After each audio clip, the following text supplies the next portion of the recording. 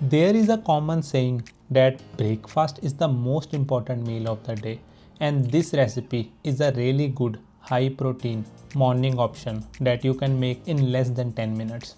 Take 3 eggs and add a pinch of salt. I am also adding chili flakes because I like everything spicy, but you can skip that and just add a pinch of black pepper powder. There is nothing better than fresh eggs made in the morning. They cook quickly and are rich in protein. Once you whisk your eggs really well until they look light and fluffy, it's time to cook them.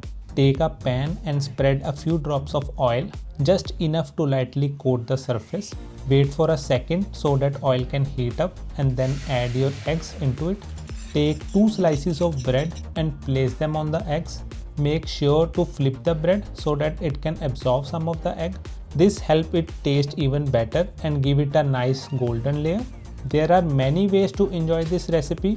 One way is to make an egg sandwich, which I have shown in a previous video on my channel. This version is even faster and need very little effort.